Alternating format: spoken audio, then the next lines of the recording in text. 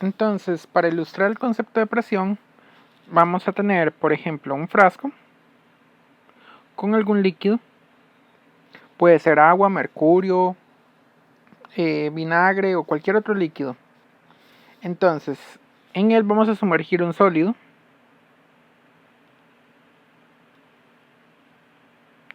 Y la presión actúa en cualquier dirección, pero de manera que siempre empuja el líquido siempre, bueno, el fluido siempre va a empujar y actúa en dirección perpendicular. En este caso va a actuar perpendicular a cada una de las caras de este cubo. Muy bien, entonces un fluido puede ejercer una presión en cualquier dirección. Esto nos va a servir para el principio de Pascal. Vamos a hacer otro pequeño concepto con esto. Y la presión tiene otra particularidad, la razón por la que no puede ejercer fuerzas paralelas. Voy a limpiar acá y volver a dibujar el frasco.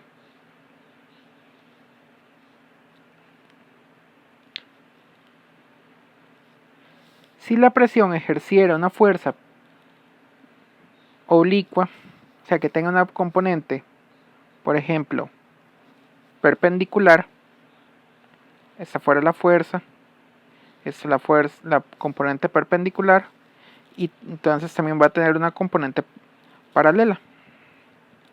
Esta componente paralela provocaría que el fluido empezara a subir por el frasco.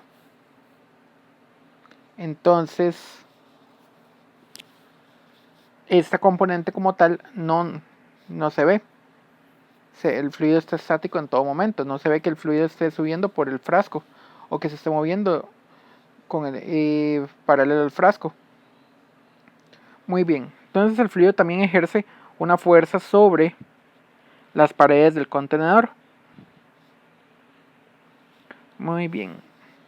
Entonces vamos a ver cómo funciona esta fuerza o realmente cómo funciona la presión, que es lo que realmente andamos buscando, sobre algún punto del frasco o del contenedor.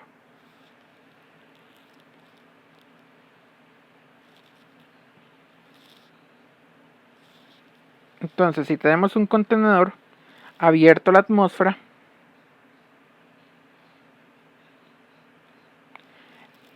la atmósfera como tal incluye su propia presión.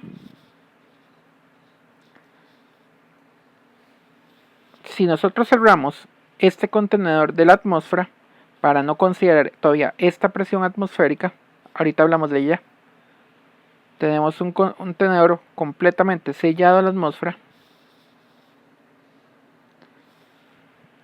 Y de hecho podemos ponerlo completamente lleno, el contenedor, para ni siquiera considerar otra clase de presiones. Entonces, un contenedor completamente lleno del fluido y sellado a la atmósfera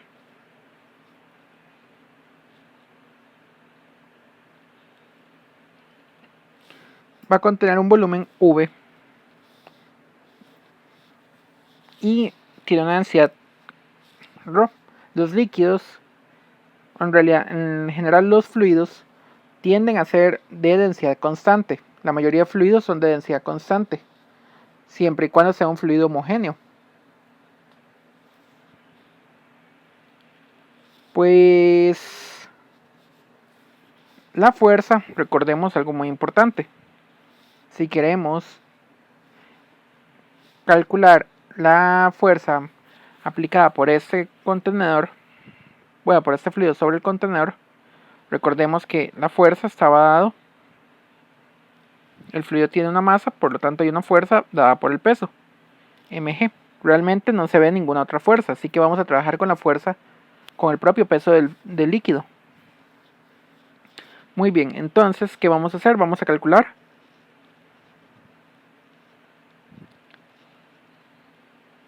la fuerza que se ejerce sobre este punto de acá. Encima de este fluido, encima de este punto está una altura, llamémosle h del fluido. Pongámosle h1. Muy bien. Nosotros dijimos que el líquido o el fluido como tal tiene una densidad constante. Entonces, para obtener una relación entre la cantidad de fluido que hay encima de este punto y la densidad del fluido con la masa, utilizamos la propia definición de densidad. Densidad es igual a la razón de la masa entre el volumen. Muy bien.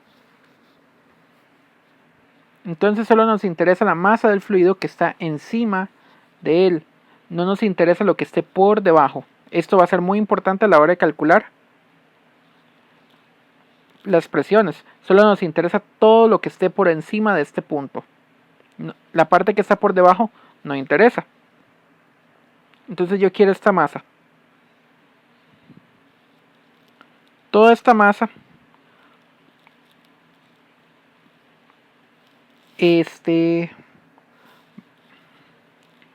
contenedor, vamos a decir que tiene primero un área transversal A, y vamos a relacionar el volumen es igual a la altura por el área transversal A.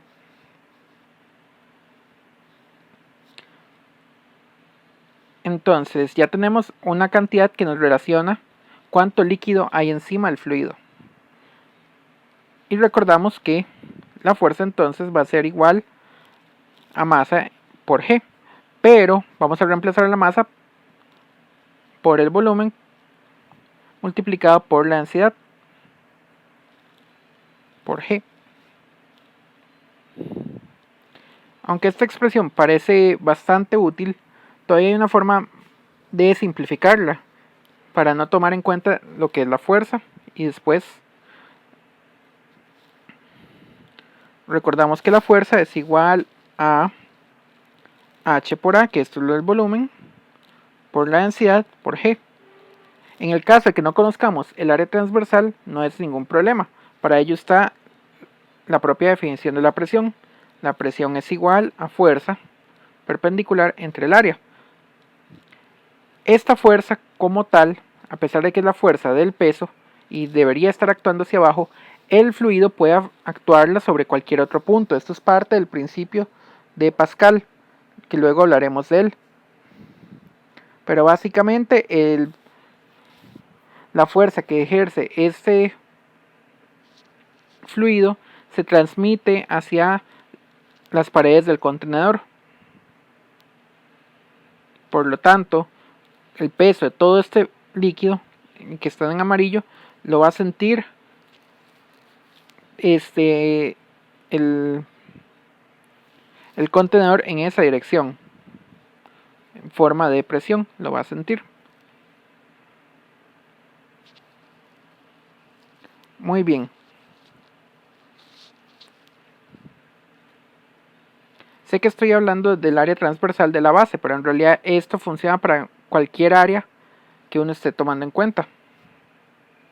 Esto sería igual a H por A rho G dividido entre el área. El área se cancela.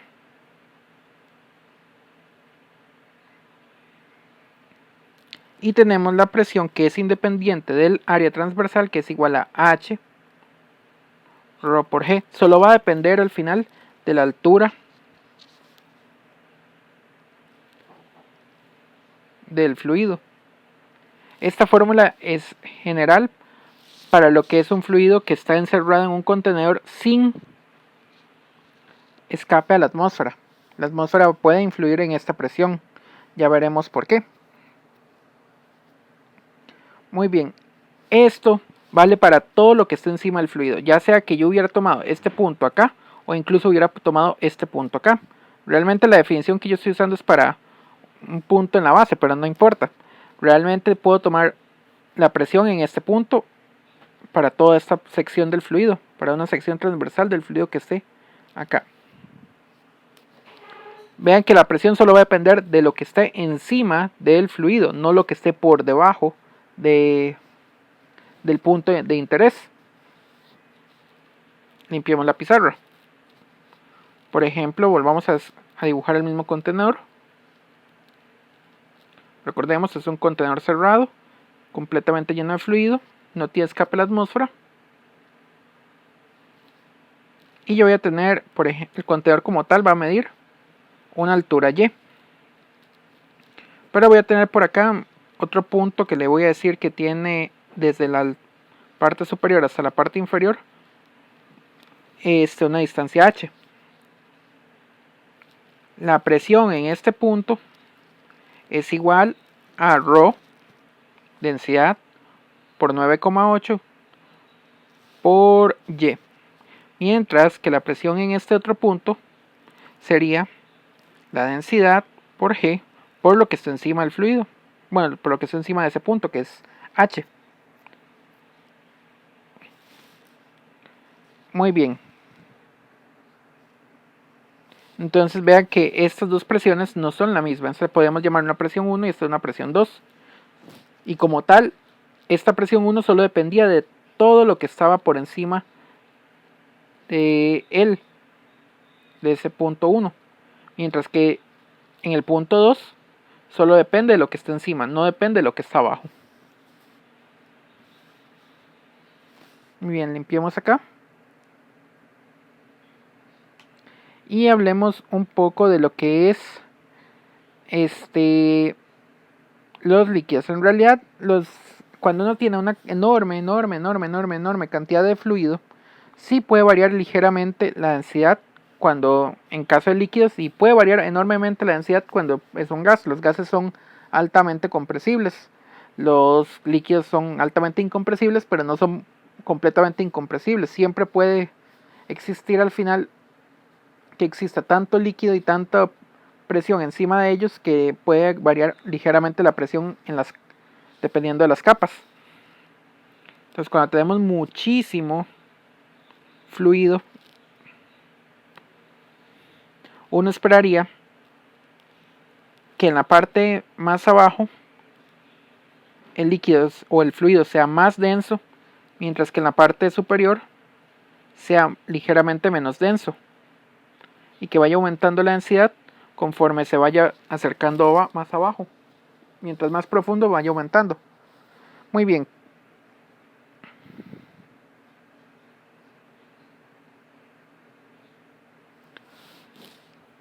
Un elemento de fluido podemos calcularle la diferencia de presión cuando tenemos una situación en la que la densidad va variando. O al menos tomamos la presión aproximadamente constante en cierto punto. Entonces tenemos un fluido cerrado y vamos a tomar una pequeña cantidad de ese fluido, un pequeñito elemento de masa. Por acá va a tener una fuerza que es igual a la presión por el área. Va a tener su propia masa, o sea, su propio peso, mg, y otra fuerza que va a actuar perpendicular a él, que va a ser la presión más el cambio de presión. Recuerden que delta significaba cambio por el área.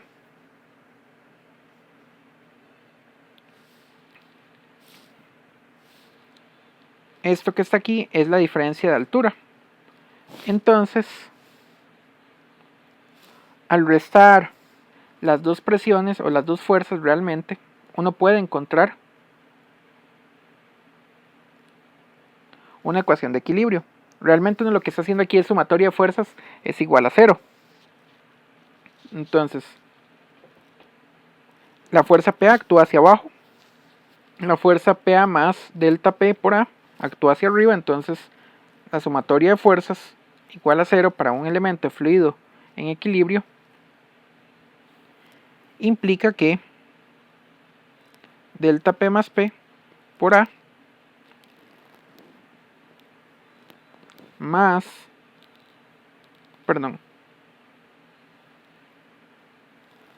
menos P por A menos mg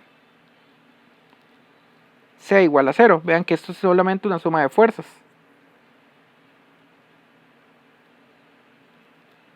Bueno, esa ecuación como tal, restando las partes, se encuentra que delta P, o sea el cambio de presión de un lado al otro del fluido, es igual a la densidad por G por delta H, donde delta H era el cambio de altura del fluido.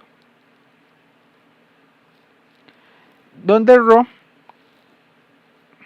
lo vamos a tomar en su valor medio, en caso de que la densidad fuera no constante, que fuera lo que hubiera ocasionado el cambio de presión, lo vamos a tomar en su valor medio aproximadamente constante.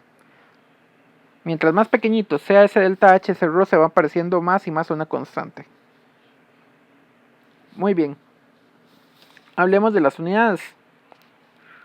La presión como tal, ya les había dicho, como es fuerza entre área, tiene unidades de Newton sobre metro cuadrado en su sistema internacional, que es equivalente al pascal. Existe otra forma de medir esto.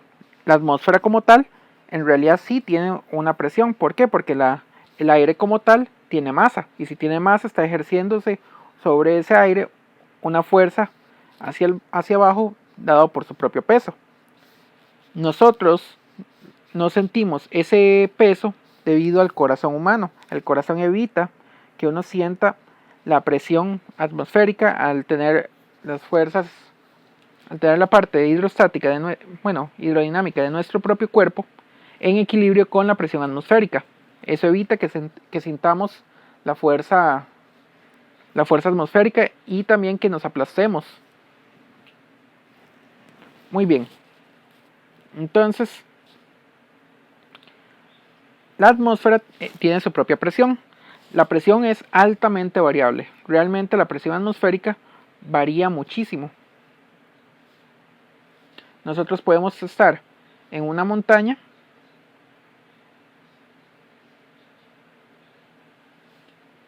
o podemos estar a nivel del mar, que la presión atmosférica va a variar enormemente por la altura. También puede variar por el día, incluso puede variar con la hora. Entonces, no por nada se le llama tiempo atmosférico a las condiciones climáticas que hay. La presión atmosférica puede cambiar enormemente, las corrientes de viento, la época del año, incluso la ubicación geográfica. Si ustedes están más cerca del Ecuador o si están más cerca de los polos, todo va a influir. Entonces hay una convención para usar una presión atmosférica a nivel del mar. Es la convención que se usa. A nivel del mar, la presión atmosférica es aproximadamente igual en todo momento a 1.013 por 10 a la 5 pascales. Normalmente uno se conforma con 1.01 por 10 a la 5 pascales o 101 kilopascales. Entonces, dado que esta es una constante que se usa por definición, vamos a usar ahora lo que es dar la presión en atmósferas. Entonces definimos una nueva unidad en términos de atmósferas como una atmósfera igual a 1.013 por 10 a la 5 pascales. O sea, una atmósfera es una nueva unidad de presión. Y este es el factor de conversión. Existe otra cantidad muy similar a esta que se llama el bar. Un bar es igual a 1 por 10 a la 5 pascales. Vean que es aproximadamente una atmósfera. Por lo tanto, voy a borrar acá. Un bar es igual a 1.013 atmósferas. Existen otras unidades de presión. Ya les había dicho que existe libras por pulgada cuadrada, el psi, que es equivalente. Muy bien. Entonces, como la presión atmosférica ejerce un peso sobre nosotros, o sea, ejerce su efecto sobre nosotros, cuando tenemos un frasco abierto, vamos a sentir esa presión atmosférica. Ay, perdón, les di mal factor de conversión.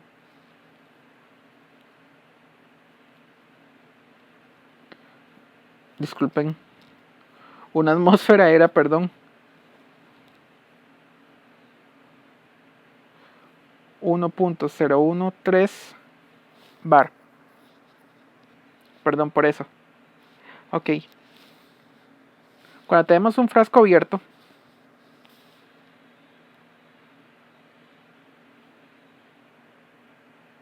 aquí sí va a estar la atmósfera, que va a estar ejerciendo su presión sobre este punto de líquido. Entonces vamos a llamar a este punto de líquido el punto 1. El punto 1 tiene una presión equivalente a una presión atmosférica. O sea, una atmósfera o 1.01 por 10 a la 5 pascales. Sin embargo, ¿qué pasa con el punto de acá? El líquido va a tener una altura H. Entonces la presión en realidad se suma. En el punto 2, la presión es igual a la presión atmosférica. ¿Por qué? Porque tiene un componente atmosférico más el componente que teníamos anteriormente, ρg por h. Este componente como tal también se conoce como presión manométrica. ¿Por qué? Porque viene de un manómetro. Los manómetros como tales son instrumentos para medir la presión. En realidad lo que miden es cuánto más de presión tenemos por encima de la presión atmosférica. El manómetro como tal nos da una nueva unidad de presión, que es los milímetros de mercurio o los Torr o Torricelli.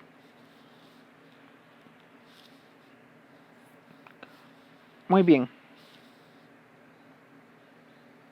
Entonces, un manómetro, los manómetros más sencillos realmente son tubos en forma de U. Se valen del principio de Pascal, ya ahorita lo explico.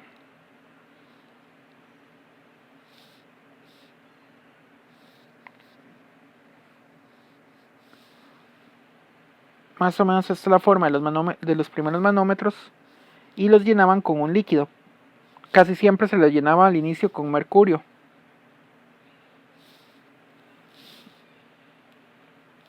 Entonces, una parte del líquido se llenaba hasta acá y la otra parte llegaba hasta este punto. Por acá esto estaba abierto a la atmósfera. Entonces este punto sí está el punto de la presión atmosférica. Este otro punto, como tal, estaba conectado a alguna cámara a la que quisiéramos medir su presión. Normalmente esas cámaras son cámaras de gas. Entonces aquí lo que había era probablemente un gas. Ese es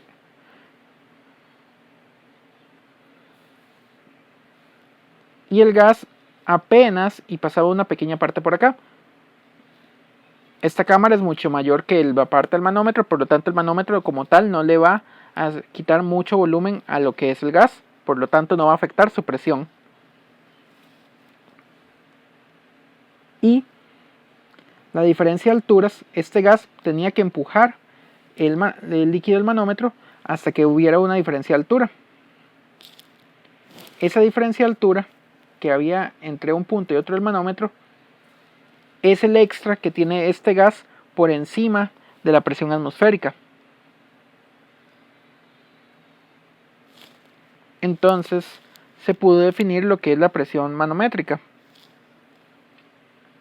La presión como tal debía ser igual a P sub 0 más ρg por delta H por el cambio de altura.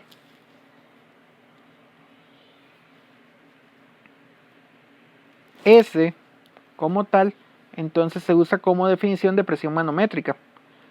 Entonces a esta P como tal la vamos a llamar presión absoluta.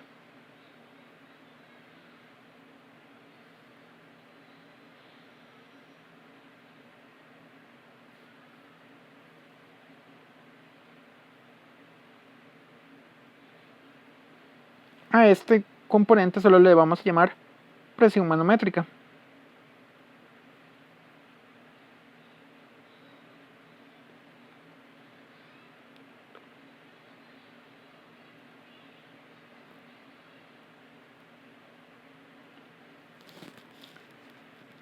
Y como se usaban al inicio milímetros de mercurio, entonces se usó una definición de presión en términos de milímetros de mercurio.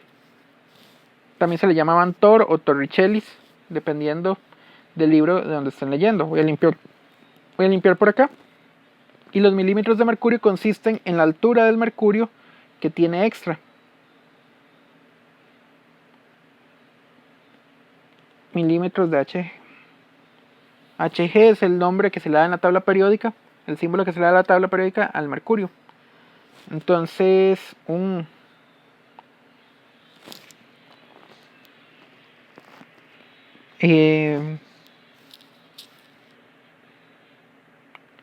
también existía la presión en dadas en milímetros de agua.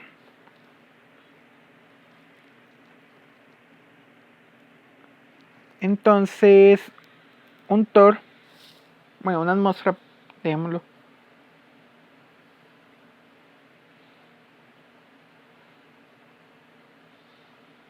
Una atmósfera como tal, que era igual a 1,01 por 10 a la 5 pascales, aproximadamente 1,01, era igual a 760 torr. También equivalente a 760 milímetros de mercurio.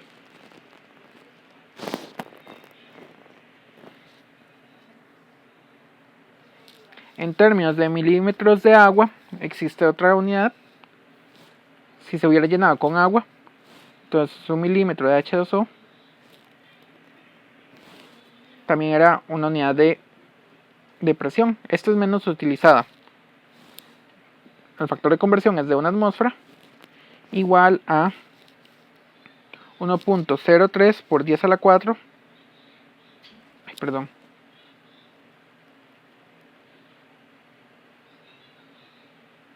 Milímetros de agua. Esta unidad es menos utilizada, es más utilizada el torr o los milímetros de mercurio, en especial cuando utilizan manómetros. Muy bien. Entonces, todavía hay que hablar del principio de Pascal.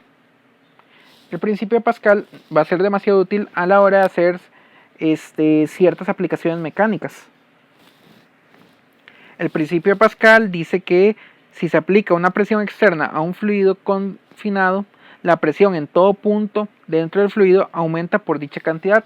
¿Eso qué quiere decir? Que la fuerza que estamos usando en un punto del fluido se transmite a lo largo de todo el fluido confinado. Entonces usemos un ejemplo práctico para ver cómo funciona este principio. Utilicemos otra vez otro tubo en forma de U, solamente que una parte va a ser mucho más ancha que la otra. Aquí va a tener una tapa pero móvil y aquí va a tener otra tapa móvil. Las dos tapas son móviles, confinan el fluido, pero las tapas se les permite al menos moverse de arriba para abajo. Entonces, si nosotros le aplicamos una fuerza de entrada por acá, vamos a tener una fuerza de salida por acá equivalentes. Bueno, proporcionales, perdón, disculpen, no es equivalentes, sino proporcionales. Equivalentes significaría que fueran iguales. Entonces esta es la fuerza de entrada. Y tendremos una fuerza de salida. Lo que es equivalente serían las presiones. La presión que se está entrando por acá es la misma presión que está ejerciéndose de este lado. Quiere decir que la presión de entrada es igual a la presión de salida. Esto es sumamente importante a la hora de usar la hidráulica en diversos sistemas mecánicos. Esto quiere decir que la fuerza de entrada por el área de entrada o el área transversal 1, llamémosle esta área transversal área 1, área de entrada, y esta área de salida, es igual a la fuerza de salida entre el área de salida. Por lo tanto, la fuerza de la salida es igual a área de salida entre el área de entrada por la fuerza de entrada. Entonces, ¿qué pasa? Si el área de salida es mayor que el área de entrada, la fuerza de salida será mayor que la fuerza de entrada. Esto es extremadamente importante a la hora de utilizar bombas hidráulicas y levantar carros. Uno podría levantar un carro aplicando una pequeña fuerza a la entrada y tener una gran fuerza de salida para poderlo levantar. El único detalle es que no se puede levantar mucho. Se va a tener mucha fuerza a la salida, pero la cantidad de altura que puede subir va a ser menor que lo que yo estoy aplicándole por acá. Eso dependiendo de las dimensiones del tubo en forma de U. Muy bien, de esto queda el principio de Arquímedes del tema de estática, y luego queda lo que es la dinámica de fluidos. Luego empezaremos a ver la dinámica de fluidos. Por ahora veamos el principio de Arquímedes y la flotabilidad, que es lo que permite a los objetos flotar sobre el agua. Entonces limpiamos por acá.